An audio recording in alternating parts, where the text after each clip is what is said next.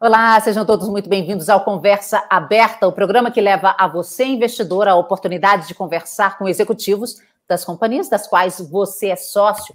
Nossa convidada de hoje é a PetroRecôncavo e os nossos convidados, eu tenho aqui o CEO e o CFO da empresa que eu vou cumprimentar agora. Tudo bem? Marcelo Magalhães é o CEO da PetroRecôncavo. Tudo bem, Denise. Obrigado pelo convite. É um prazer estar aqui com vocês hoje, tá? Prazer é nosso. E o Rafael Cunha, o CFO. Tudo bem, Rafael? Boa noite, Denise. Prazer estar aqui com vocês.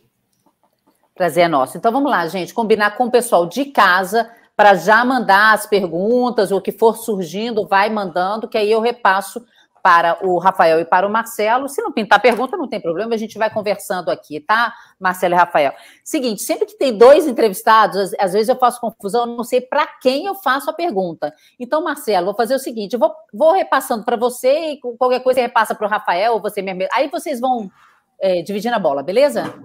Tá ótimo. Então, vamos lá. Gente, eu queria... a PetroRecôncavo é uma operadora de campos maduros de petróleo e gás natural, campos em terra. A empresa existe desde 1999, mas é uma novata na Bolsa. Chegou no dia 5 de maio e ela tem 30% de free float. Marcelo, eu já dei uma geralzinha aqui, mas eu queria que você falasse um pouco mais da empresa. Para quem não conhece, investidor que quer ter dinheiro nesse setor, mas que ainda não conhece a PetroRecôncavo, queria que você desse uma pincelada no que é a empresa e quanto que vocês estão produzindo hoje, por favor. Tá bom. Bom, Denise, você foi super perfeita aí na sua definição. A PetroRecôncavo é uma companhia super focada, tá? Ela tem quase 22 anos de idade, ela começou a operar aqui no Recôncavo Baiano em fevereiro de 2000, tá?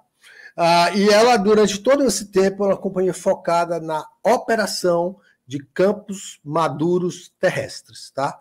A gente fez isso aí a partir de fevereiro de 2000 em um contrato com a Petrobras, um contrato chamado Contrato de Produção com Cláusula de Risco, e que, em função desse contrato, a gente operou e opera ainda 12 campos para a Petrobras aqui no Recôncavo Baiano. Tá?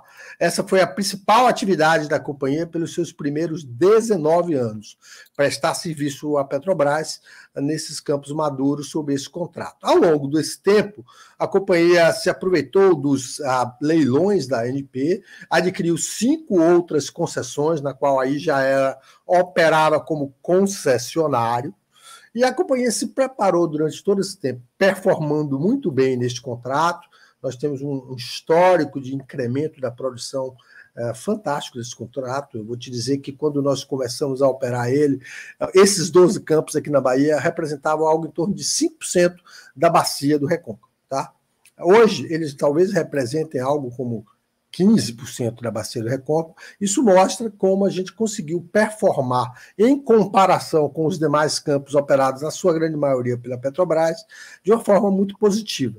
Isso por quê? Porque nós somos especializados em operar campos maduros, o que significa que a gente tem uma agilidade de tomada de decisões, a gente tem uma estrutura de custos que nos permite fazer o essencial nessa atividade para um campo maduro, que é aumentar o fator de recuperação desses campos, com uma metodologia de trabalho muito clara, com uma disciplina financeira muito clara e, sobretudo, com uma estrutura verticalizada, onde a gente, na grande maioria dos casos, opera os nossos próprios serviços, como sonda de perfuração com equipamentos e equipes próprias, sondas de intervenção em poço, que a gente chama de workover, com equipamentos e equipes próprias, e mais recentemente a gente evoluiu para coisas como fraturamento hidráulico, cimentação, produção de lama de perfuração. Todas essas características a gente acredita que nos deem à companhia uma vantagem competitiva muito sustentável nessa operação de campos maduros. Em 2019, a companhia que se preparou durante todo esse tempo foi pioneira, mais uma vez, na aquisição de campos maduros terrestres dentro do plano de desinvestimento da Petrobras. Com isso, a gente fechou, no dia 9 de dezembro de 2019, o primeiro polo do programa de desinvestimento, que foi o polo Riacho da Forquilha, composto por 34 concessões no estado do Rio Grande do Norte. Posteriormente, a gente adquiriu os polos Remanso, que na verdade são justamente esses 12 campos que nós operávamos como prestador de serviço. Nós adquirimos esses campos e agora no closing, que a gente espera que ocorra agora no mês de novembro, a gente vai passar a ser concessionário desses campos. E, finalmente, a gente adquiriu um grupo de 9 campos aqui na Bahia, chamado Polo Miranga, que é um polo com potencial fenomenal de gás não associado e de óleo e gás associado, que a gente também tem a expectativa de assumir até o final do ano. E, a partir daí, nós vamos ser uma companhia que opera em 2 estados, 60 concessões, e você me perguntou a produção. A produção dessas 60 concessões hoje está em torno de 15 mil barris de óleo equivalente dia.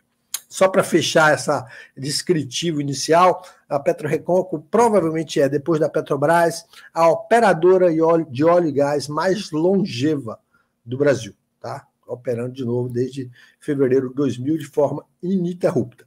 Então, apesar de novos no mercado de capitais, né, na B3, no novo mercado da B3, nós temos uma longa história e, sobretudo, um longo track record de incremento de produção no Brasil, nas condições aqui do Nordeste brasileiro, com a equipe de muitos nordestinos, mas de excelentes profissionais em ambos os estados, e que a gente tenha a segurança e a certeza de que esse track record a gente vai repetir ele no futuro, só que agora em cima de uma base de reservas certificadas muito maior. Hoje a gente tem aí nos últimos relatórios de 31 de dezembro passado algo como 151 milhões de barris de óleo equivalente em reservas certificadas. E acho que é isso. Rafael, quer complementar alguma coisa? Fica à vontade, por favor. Rafael? Focando também que a gente, dentro da cadeia de EIP, de exploração e produção, a gente é uma empresa bem focada na parte de produção, então a gente evita bastante a parte de risco exploratório e como o Marcelo mencionou, a gente está nesse momento especial de que a gente adquiriu alguns ativos, vários deles aí estão nesse processo agora transitório, em que a gente assinou a compra com a Petrobras, a gente está aguardando as aprovações finais da ANP para poder assumir a operação desses campos, e aí com essa expectativa de, em assumindo a operação desses campos, poder fazer uma campanha de revitalização desses campos e ter um impacto aí, reverter uma tendência de declínio da produção, que é como essa produção tem acontecido nesses campos, uma tendência de incremento a partir da nova gestão de uma empresa como a nossa, focada na revitalização desses campos maduros.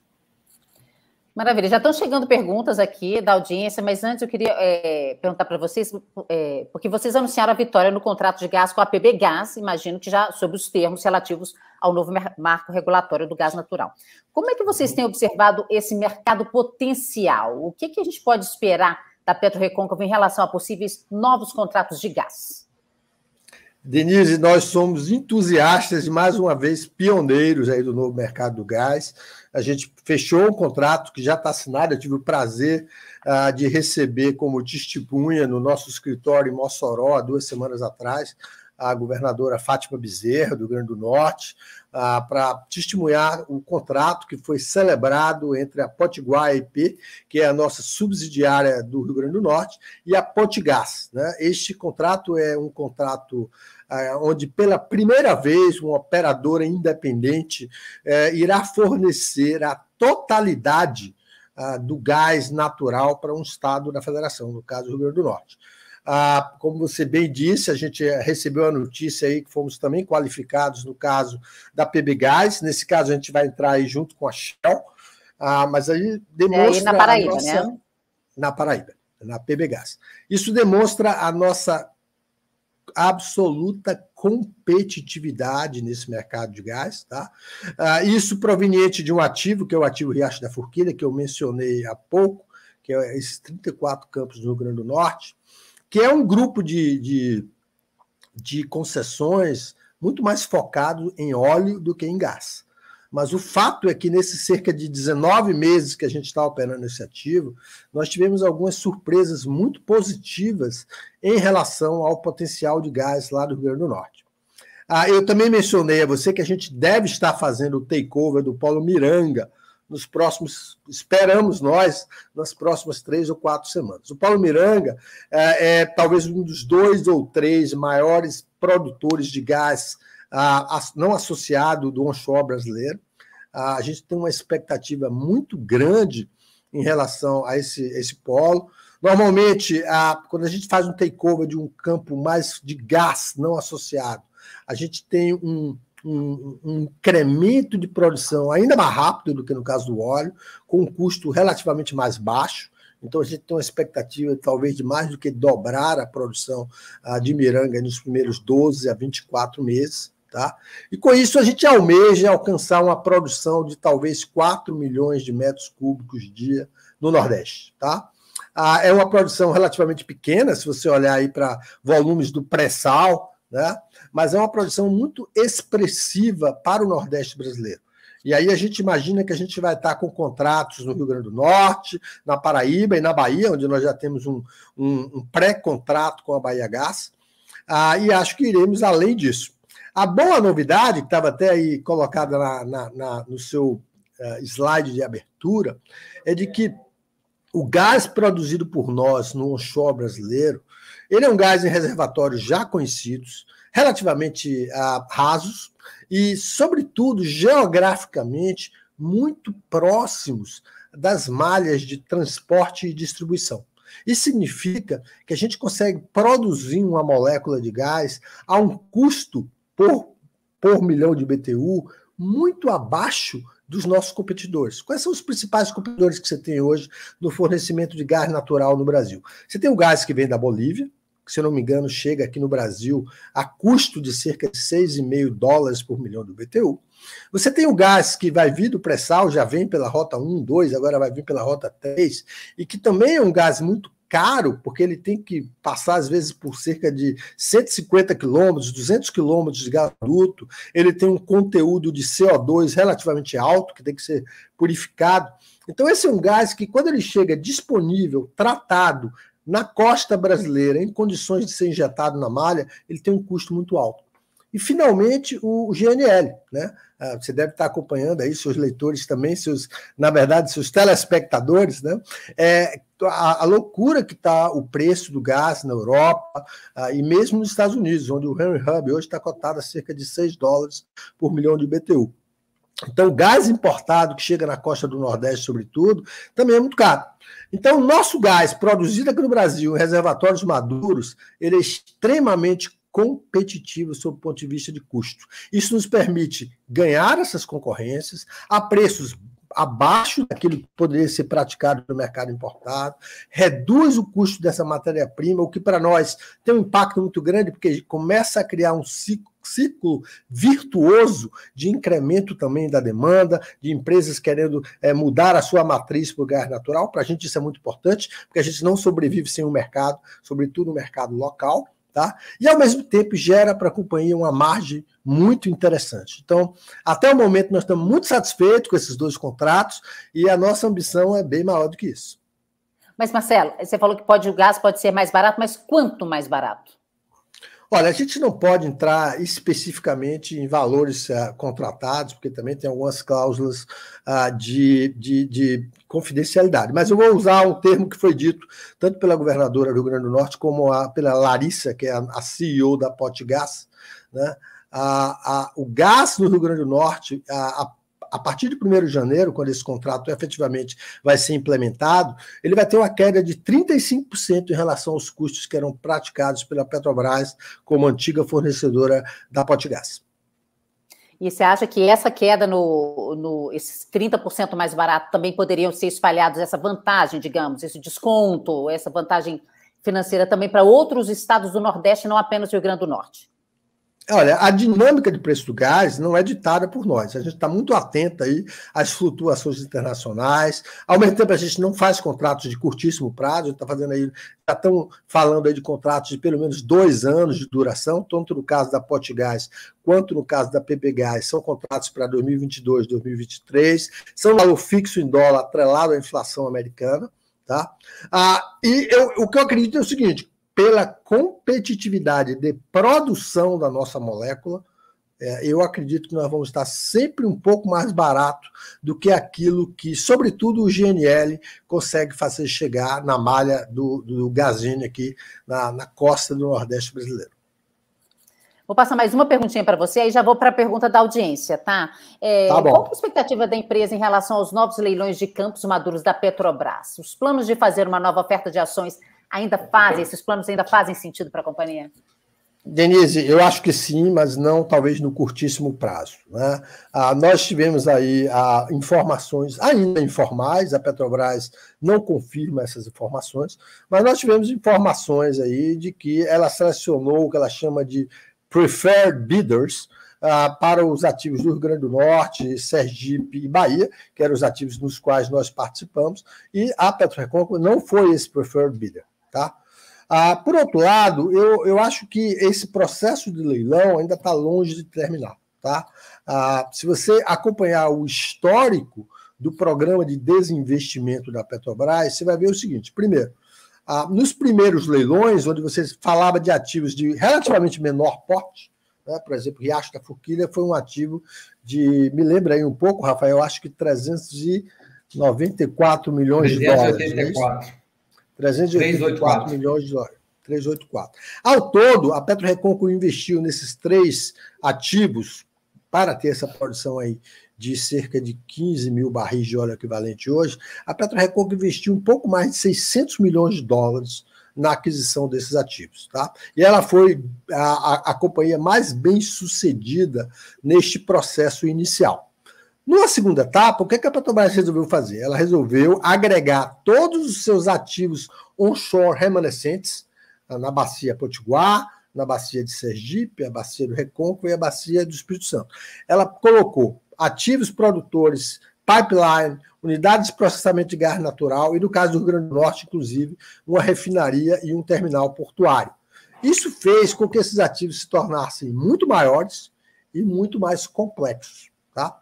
Em função até mesmo do sucesso de empresas como a PetroRecôncavo e a própria 3R, empresas que adquiriram campos nessa primeira etapa e conseguiram viabilizar IPOs que foram de muito sucesso, diria eu, várias outras companhias passaram a se interessar por esse processo. Infelizmente, sob o meu ponto de vista, em muitos casos, o critério básico de seletividade para a participação no processo é muito simplório. Na prática, você precisa apenas ser um operador do tipo C na ANP. Ora, para você ser um operador do tipo C, as exigências são mínimas, tá? Então, o que nós temos visto nesse processo agora são companhias sem nenhuma tradição, em muitos casos, companhias, inclusive, que não têm operação de óleo e gás, nem no Brasil, nem no exterior, fazendo bids que nós consideramos muito altos e sendo considerados pela Petrobras, tá? Na minha impressão, isso aconteceu recentemente, pelo que se vê na mídia no Polo Bahia, foi indicado ontem, teve uma matéria que saiu ontem ou anteontem, indicando que uma companhia desse tipo que eu coloco, não operacional, teria sido selecionada pela Petrobras para esse polo. O que a gente avalia é o seguinte: primeiro, pelo que está na mídia, o valor é considerado não apenas por nós, mas pela grande parte dos players que participam, como extremamente alto, tá? Eu não acredito pessoalmente que seja viável se colocar de pé um projeto de financiabilidade neste montante, tá? Por uma companhia que não tem tradição nem operação e que pode vir a herdar, caso eles consigam efetivamente estruturar o negócio, toda uma infraestrutura operacional bastante complexa, tá? Em toda a bacia do Recôncavo, inclusive servindo de interface entre a refinaria local e alguns dos produtores já instalados na bacia. Eu acho que isso é uma temeridade, acho que isso tem uma chance muito grande de dar errado, tá? E a consequência disso dar errado, seja na Bahia ou em alguns outros polos, é de que esse processo pode se atrasar e muito, como já ocorreu no passado. Nós já tivemos aí o TCU determinando lá em 2018 o reinício de todos esses processos. Esse é um processo aí que já vem desde 2016, né? Então você está levando aí mais de 5 anos para vender esses ativos.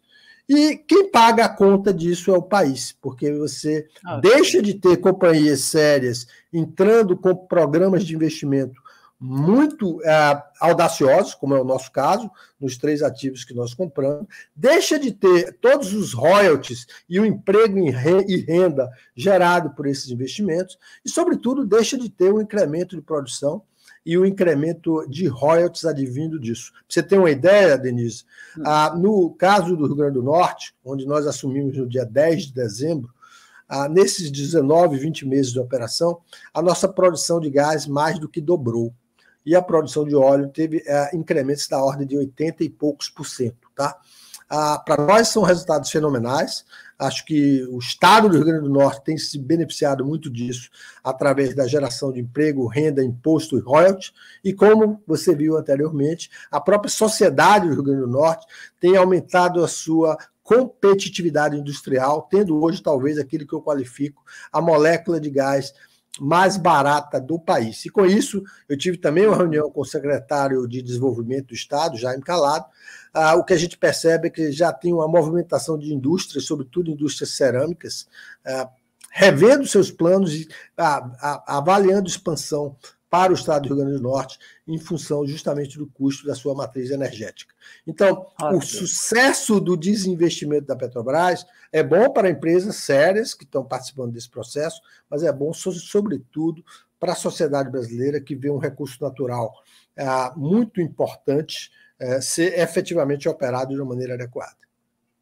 Joia, vou passar agora para a pergunta do pessoal da audiência. Eu peço só para as respostas serem um pouquinho mais curtas, tá, Marcelo? Para poder caber tudo aqui. Tem bastante pergunta. Olha, o Shuntsu pergunta o seguinte: quais os caminhos para o crescimento da PetroRecôncavo, além das compras de campos desinvestidos pela Petrobras?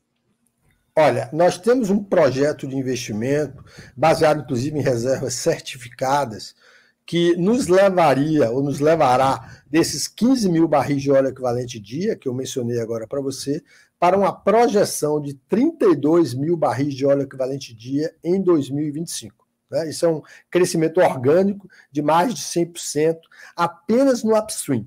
Mas, como eu mencionei antes, nós somos entusiastas do mercado de gás e acredito que o mercado de gás, seja nos elos de upstream, de processamento e comercialização, também vão nos dar uma oportunidade de crescimento fenomenal nesse processo de abertura aí, no chamado novo mercado de gás. O Gabriel pergunta o seguinte: Marcelo, Rafael, obrigado pelo tempo e a disponibilidade. Poderiam exemplificar quais são as principais ações que são tomadas para otimização de custos após a aquisição dos campos da Petrobras?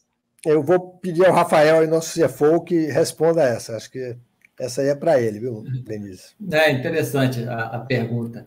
Isso aqui a gente sempre olha o custo, mas olhando também a produção, né? A métrica principal é o custo por barril produzido que a gente olha. Então, você pode trabalhar isso tanto pela esfera da produção quanto do custo em si.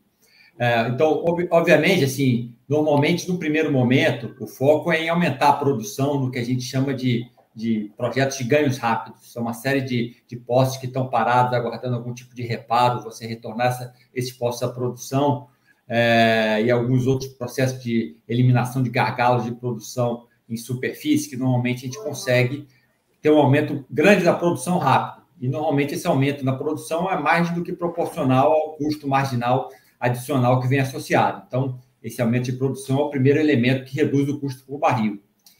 O segundo é uma operação bem focada. Os principais elementos de custos numa empresa como a nossa são, acho que a parte pessoal, e a gente consegue ter uma estrutura mais enxuta, mais focada, realmente mais próxima da operação. A gente aqui, por mais de 20 anos, aí ficamos baseados, eu e Marcelo, lá numa das estações de produção em Mata de São João, na sede da companhia. Então, um acompanhamento bem próximo, assim, do olho do dono, digamos assim.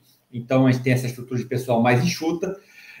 Outro elemento que é muito importante é a parte de reparo de poços. Então, a gente tem, nesse universo de campos marginais, você tem muitos poços. Então, nas nossas operações hoje, a gente já tem mais de 500 poços ativos em operação, e cada poço desse é uma unidade produtiva que requer manutenção, ele quebra com uma certa periodicidade. Então, ele tem um foco muito grande de engenharia para, primeiro, aumentar o que a gente chama assim de tempo médio entre falhas, ou seja, quanto tempo um poço fica produzindo até que ele quebre novamente. Então, muitas vezes a gente assume ativos assim que tem uma média de tempo médio entre falhas de 12 meses e a gente consegue levar isso para 24 meses, 30 meses. Então, é um trabalho técnico, junto com o trabalho também de gestão de custo mais próximo, que acabam, e junto com esse foco no aumento da produção, esses três fatores acho que são os principais aí em entregar um custo por barril mais baixo do que de uma operadora muito grande como a Petrobras. Jorge pergunta, boa noite, poderiam comentar sobre a resolução do Campo Bahia Terra? A única coisa que a gente pode comentar, Denise, é o que a gente leu na mídia, né? Infelizmente, acho que a Petrobras, apesar de pregar muita transparência nesse processo, ela, na verdade, não dá informação que eu acho que a sociedade civil merece. A única coisa que a gente sabe em relação ao Polo Bahia Terra é o que saiu aí em várias notícias ao longo dos últimos 2 ou 3 dias. Tá? A Petrobras, inclusive, pelo menos num desses artigos, é mencionado que a Petrobras foi questionada e que decidiu não comentar. Ou seja, não é uma informação ainda formal de que tenha sido selecionado um bidder efetivamente para esse polo, embora a gente acredite que o que está na mídia deve ser verdade. Vitor pergunta, o Marcelo acha que os bids por players sem expertise podem ser uma tentativa dos mesmos de vender os lotes por preços maiores lá na frente? Olha, o processo em si veda isso, pelo menos durante algum tempo. Tá? Eu acho isso muito difícil, porque efetivamente a gente faz uma análise muito criteriosa, a gente está nesse processo de avaliar campos aqui no Brasil intensamente desde 2016. Nós temos parceiros que fazem isso mundo afora já há 20, 30 anos. Nosso CEO, por exemplo, Troy Finney, é um cara especializado em avaliação de ativos em várias partes do globo. Tá? E a gente faz uma avaliação muito criteriosa. Os valores que estão sendo mencionados aí nesses artigos, do nosso ponto de vista, não são viáveis. Então, se já estão altíssimos, né, eu acho muito difícil que alguém que venha a pagar por isso, caso, de novo, consiga estruturar uma transação, que eu pessoalmente duvido, mas ainda que ele consiga, acho muito difícil que ele consiga vender isso ainda mais caro. A percepção do mercado, a gente tem conversado com muita gente, inclusive vários gestores de fundo, sejam eles acionistas ou não da PetroRecôncavo, a percepção é de que o valor é muito caro. Vou te dar um exemplo disso. O que está na nota do jornal avalia o polo Bahia Terra, que é um polo que produz hoje em torno de 14 mil barris de óleo, em 1,5 bilhão. Tá? A informação que nós recebemos, inclusive, é de que, na verdade, é de 1,8 bilhão de dólares. Para você ter uma ideia, a PetroRecôncavo, que é uma empresa estabelecida há muito tempo, que produz um pouco mais do que isso, produz 15 mil barris de óleo equivalente, em 2 bacias, o que dá um portfólio mais amplo, tem um valuation hoje de mercado na faixa dos 850 milhões de dólares. Né? Então, a gente está falando de algo mais do que 2 vezes do que um valuation. E o valuation, a gente queria, claro, quer que seja mais, né? E vamos trabalhar muito para que esse valuation cresça muito, mas o valuation é algo definido pelo mercado. Né? Se ele estiver muito baixo, o mercado se ajusta. Se ele estiver muito alto, o mercado também se ajusta. Então, quando você vê um ativo semelhante ao que a PetroRecôncavo tem hoje, sendo bidado a 2 vezes o seu valor, nos parece que tem algo de errado nisso. E, aparentemente, parece também para o mercado como um todo. Tá? Então, vamos ver. Eu acho que é uma novela já longa, esse processo de desinvestimento da Petrobras é uma novela longa, já teve 1 ou 2 recomeços, tá? E eu acredito que a gente ainda vai assistir a muitos capítulos aí pela frente. E vocês acompanhando ali pertinho com lupa para ver as oportunidades, né? Vou passar Sem aqui a última dúvida, pergunta. Denise, um dos nossos valores, eu estava até hoje comentando isso, um dos nossos valores corporativos é a resiliência. A gente já está aqui há 22 anos e estamos construindo uma companhia pelas décadas a vir. Então, a gente não está com visão de curto prazo. Fazer a última perguntinha aqui, que nosso tempo já estourou, mas o Jorge pergunta o seguinte, se offshore pode ser uma avenida de crescimento, vocês pensam em fazer também essa exploração fora, né, no mar? Inicialmente não, tá? Eu acho que, em geral, você tem 2 tipos de atividade offshore. Você pode ser uma atividade exploratória ou uma atividade em campos também maduros. Nós já olhamos alguns campos maduros offshore, na costa de Sergipe, optamos por não prosseguir, e temos, até o momento, não temos participado desses processos de venda de campos em águas rasas, como se chama, porque a gente avalia que isso tem um custo de descomissionamento muito alto, desproporcional. Como você sabe, a Petrobras repassa a grande maioria deste passivo ambiental, que é o descomissionamento de postos e plataformas, para o novo concessionário. Isso é algo que não foi feito ainda em larga escala no Brasil. As nossas entidades regulatórias, tanto a ANP como o IBAMA, são muito rigorosas. Então, a nossa avaliação é de que isso envolve um risco de descomissionamento proporcionalmente muito alto. Então, a gente opta por permanecer, como a gente brinca aqui dentro da empresa, sem molhar os pés. Tá? Somos uma empresa focada no onshore. Tá ótimo, queria muito agradecer a presença de vocês aqui, Rafael, Marcelo, super obrigada, e voltem aí, quando é que sai o balanço de vocês? Está marcado para o dia 16 de novembro, a gente está vendo se a gente antecipa um pouco, mas por enquanto é isso. Aí seria o trimestral, né? O terceiro trimestre. Maravilha, então daqui a uns mesezinhos eu peço para vocês voltarem para falar das novidades para a gente e falar sobre o balanço também. Então, Rafael, obrigada, Marcelo, obrigada. A você de casa, muitíssimo obrigada pela companhia, pela participação, pelas perguntas. Compartilhe esse vídeo com seus amigos que querem investir em PetroRecôncavo, ou que gostam do setor de petróleo e gás, querem entender um pouco mais do assunto. Se inscreva no canal, clique no sininho. Toda semana, toda quarta-feira, tem o Conversa Aberta aqui no canal da Genial. Muito obrigada, um beijo e até a próxima. Tchau. Obrigado a você, Denise. Tchau. Obrigado, Denise.